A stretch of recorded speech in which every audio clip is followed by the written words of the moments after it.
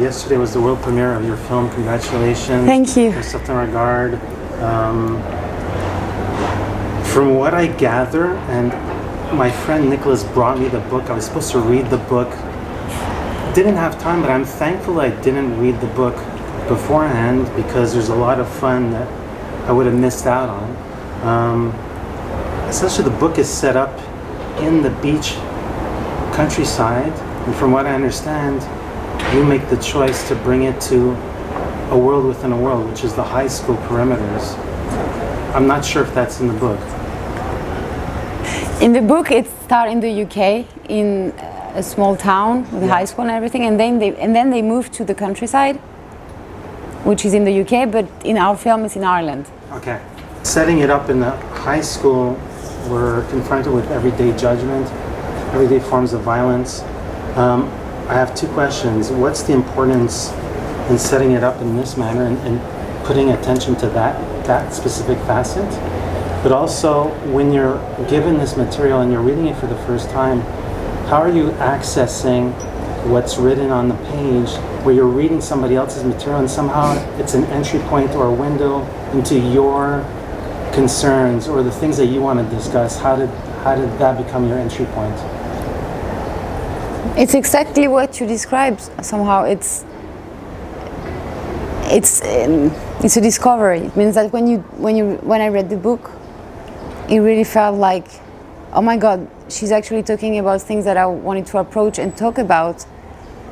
So instead of seeing it as an adaptation, for me it was almost like installing a dialogue in between myself and the book. And it becomes almost like, oh, I would see it like that. How would you see that? And together, it's very bizarre to say it like that, but me and the book found a solution somehow to approach it. So it was really like a dialogue, which seems crazy because it's a dialogue without words, but it was weirdly obvious, the fact that this book was approaching, even except of the topic and things like that, the way it approaches domesticity or like everyday details or things that cinema usually don't care that much about, suddenly became a subject that could become supernatural or surreal or abnormal or something like that, was the best thing that could happen to me. Somehow meeting a writer who would actually approach the things this way was a way to express something I was kind of working around for a long time. So it truly gave me the impulse to explore that. Yeah. Does that make sense? That makes a lot of sense. Okay. How does shaving legs, how does a seahorse that happens to be male and is able to have an offspring, how do these details sort of like ferment this idea that I'm just telling you that everyday occurrences somehow in cinema,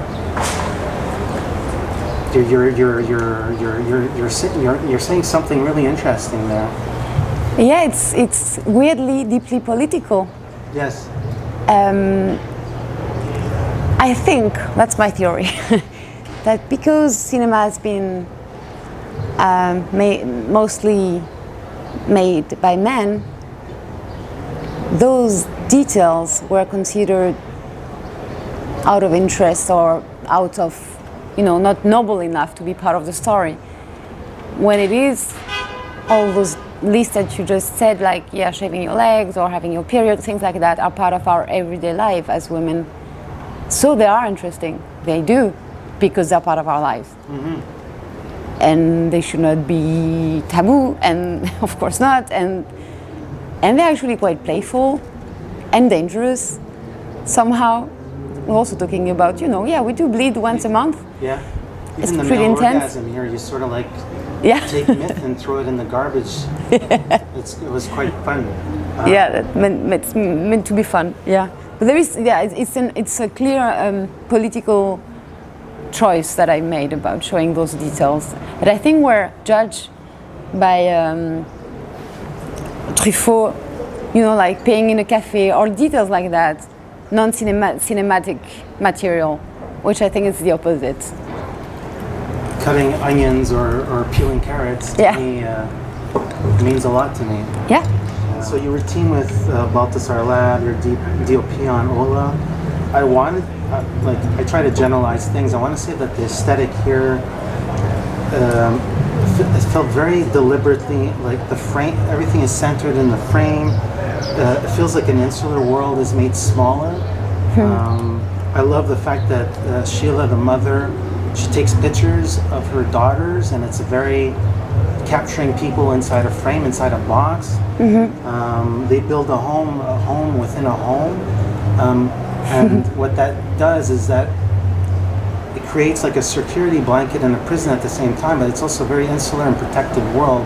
They don't allow outside influences in. So I was just thinking about the theme and the importance of having a blueprint like that. How did you develop that code where you wanted things shaped or framed in a certain way where where action takes place in the frame and not necessarily moving camera aesthetics? Yeah. No, you're what you're describing is absolutely right. It was this idea of world in a world was the way that the two sisters are actually able to face the cruelty of the world, is creating another one in it, and having also this change of formats during the film, going from 16mm to 35 to perf, also gave a bit more space for the dynamic in between them, so the empty space could actually play a part where it was not before. So of course the frame, and I'm more influenced by photographers than by filmmakers, to be honest. So I was more influenced by Justin Kurtland or Joanna Piotrowska, she's an amazing Polish photographer. So the way I also think, and the thing we shared with Balthazar Lab, were really a matter of framing. That's also a language I understand better. And for me, when the camera moves, it's an event. It is, oh my God, something is happening, which I really love and appreciate. But it can't become a language all the time. Or it is one, but it's not too talkative somehow, if that makes sense. It makes a lot of sense. Thank you for your cinema. Congratulations on your first effort, and I'm looking forward to seeing how people react to this film. Me too. There's a lot of stuff happening in this film, and I look forward to seeing how people pick up on different details. Hey, this is Eric from IONCINEMA.com. If you want to support us, subscribe below. For more reviews, interviews, film festival coverage from Sundance, Cannes, Toronto, you want to check out these guys on this side.